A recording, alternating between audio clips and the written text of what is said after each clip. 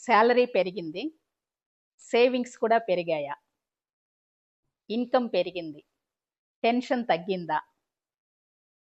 Salary వచ్చిన first వీక్‌లోనే EMIs, bills, పేమెంట్స్‌తో disappear అయిపోతుందా? ఇంకొక ప్రశ్న. జాబ్ వదిలేయాలనుకుంటున్నారు, కానీ వదిలేయలేకపోతున్నారా? ఈఎంఐ సైకిల్‌లో ఇరుక్కుపోయారా? అయితే ఈ ఈఎంఐ ట్రాప్ నుంచి బయటపడగలిగే కొన్ని చిన్న మార్గాలని ఈరోజు ఈ వీడియోలో మీతో షేర్ చేసుకుంటాను.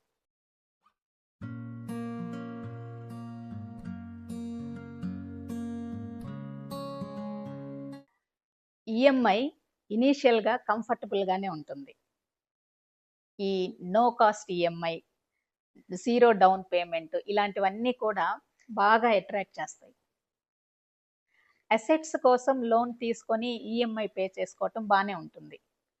దానివల్ల ఉపయోగాలే ఉన్నాయి. గ్రో అవ్వచ్చు కూడా. కానీ మొబైల్‌తో స్టార్ట్ చేసి మొబైల్, బైక్, కార్, ఫర్నిచర్ ఇలా పెంచుకుంటూ ఒకరోజొస్తుంది. ఆ రోజు శాలరీలో 60-70% ఓన్లీ ఈఎంఐ పే చేయటానికి మాత్రమే సరిపోతుంది. అంటే ఇంకా అప్పటి నుంచి ఫ్రీడమ్ ఉండదు. చాయిస్ ఉండదు. కెరియర్‌లో గ్రో అవ్వాలి అంటే రిస్క్ చేయాలి. రిస్క్ చేయలేరు.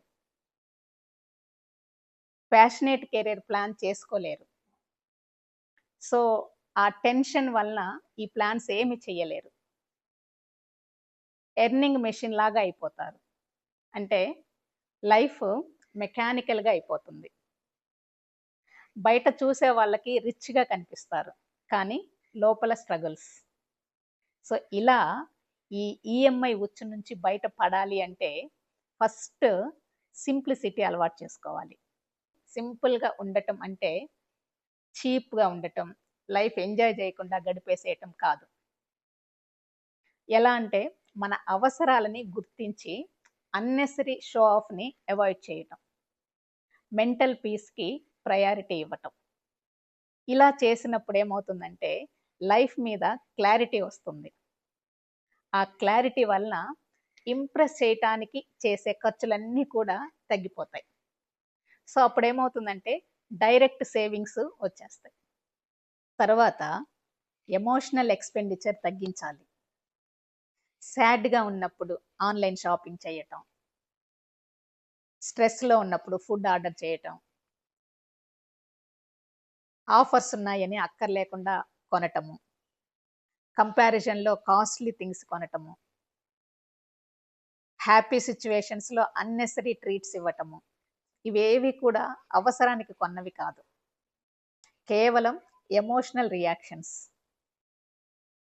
ఫ్యాషన్స్ రెచ్చగొట్టిన, వేషాలు వెక్కిరించిన, మన సిట్యుయేషన్స్‌ని బట్టి మాత్రమే మనసు కంట్రోల్‌లో ఉండాలి. ఒక్కసారి బ్యాంక్ స్టేట్మెంట్ తీసి చూస్తే చాలా ట్రాన్సాక్షన్స్ వెనక ఎమోషన్సే ఉంటాయి తప్ప అవసరం ఉండదు. మన నీడ్స్‌ని సాటిస్ఫై చేస్తూ పవర్ కన్జంప్షన్‌లో తేడా లేకపోతే మనం ఎలక్ట్రానిక్ గాడ్జెట్స్‌లో అప్‌గ్రేడేషన్‌కి వెళ్ళాల్సిన అవసరం లేదు. అలాగే ఫర్నిచర్‌లో కూడా అప్‌గ్రేడేషన్‌కి వెళ్ళాల్సిన అవసరం లేదు. మోస్ట్ ఆఫ్ ద ఈఎంఐస్ ఈ రెండిట్లోనే పెరుగుతా ఉంటుంది. సో, ఇది కంప్లీట్‌గా mind set dependence. Mind set అనేది స్ట్రాంగ్‌గా ఉంటే లైఫ్ క్లారిటీ ఉంటుంది. అప్పుడే సేవింగ్స్ పెరుగుతాయన్నమాట. అన్నెసరీ ఎక్స్‌పెండిచర్ తగ్గిపోయి సేవింగ్స్ పెరుగుతాయి. ఈ ఈఎంఐ ప్రాబ్లమ్స్ నుంచి బయటపడటానికి కేవలం ఖర్చులు తగ్గించుకొని సేవింగ్స్ పెంచుకోవటమే కాకుండా సంపాదన కూడా పెంచుకోవాలి. అంటే మల్టిపుల్ ఇన్‌కమ్ సోర్సెస్‌ని ప్లాన్ చేసుకోవాలి.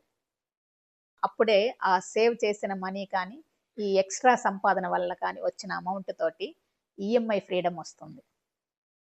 ఈఎంఐ ఫ్రీడమ్ అంటే అసలు ఈఎంఐస్ లేకపోవటమే కాదు. ఈఎంఐస్ కడుతూ మనకి పీస్ ఆఫ్ మైండ్ ఉండటం.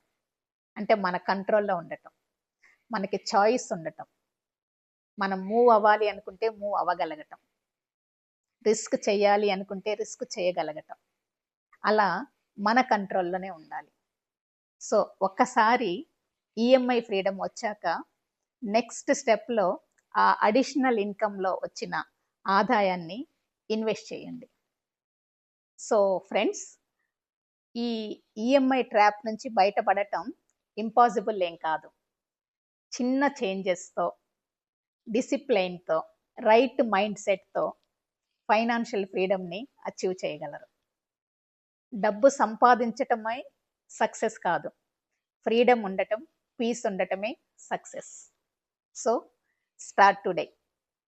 Start small but start.